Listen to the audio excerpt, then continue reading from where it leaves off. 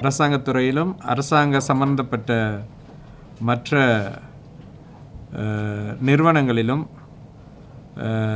வேலை செய்யக்கூடிய தொழிலாளிகள், அது குறிப்பாக வேலை செய்யக்கூடிய தற்காலிக தொழிலாளர்கள், கான்ட்ராக்ட் ரீதியாகவும் தற்காலிகாகவும் வேலை செய்து கொண்டிருக்கிற தொழிலாளர்களுக்கு அவர்களுக்கு பாதுகாப்பு கொடுக்க வேண்டும் என்ற நோக்கத்தோடு அரசாங்கம் மே 1ஆம் தேதியிலிருந்து இப்படி வேலை செய்ய, அதாவது கான்ட்ராக்ட் மற்றும் தற்காலிகமாக வேலை செய்யக்கூடிய ஏறக்குறைய 63,000 தொழிலாளிகளுக்கு பெர்கேசோ மூலமாக அவர்களுக்கு பாதுகாப்பு வழங்கக்கூடிய அமலாக்க திட்டத்தை உருவாக்க இருக்கின்றது.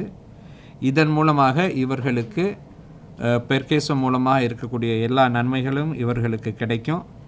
வேலை சம்பந்தப்பட்ட விபத்து, வேலை சம்பந்தப்பட்ட நோய் மற்றும் வேலை செய்ய முடியாமல் இருக்கக்கூடிய நோய், இதில் இருக்கக்கூடிய விளைவுகளுக்கு அவர்களுக்கு பாதுகாப்பு கொடுத்து, உதாரணமாக நோயினால் அவர்கள் தொடர்ந்து வேலை செய்ய முடியாத ஒரு காலகட்டத்தில் பெர்கேசோ மூலமாக தொடர்ந்து அவருக்கு ஓய்வு சம்பளம் கிடைக்கக்கூடிய வாய்ப்பு, திடீரென்று ஒருத்தர் மரணம் அடைந்து விட்டால் அவருடைய குடும்பத்திற்கு அவர் மனைவிக்கு ஓய்வு சம்பளம் கொடுக்கக்கூடிய வாய்ப்புகள் என்று பல பாதுகாப்பு அம்சங்கள் இதோடு வரும்.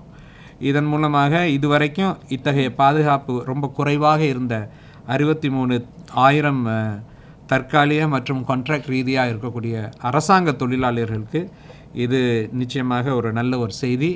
ஏனென்றால் அவர்களுக்கு ஒரு பாதுகாப்பு அம்சத்தை கூட்டுவதோடு அவர்களுக்கு ஏற்படக்கூடிய பிரச்சனைகளுக்கு ஒரு நீண்டகால பாதுகாப்பு அவங்களுக்கும் அவங்க குடும்பத்துக்கும் கொடுக்கக்கூடிய ஒரு திட்டம். அரசாங்கத்துக்கு இது ஒரு 3 கோடி வெள்ளி கூடுதலான ஒரு வருஷத்துக்கு ஒரு செலவை உருவாக்கும்.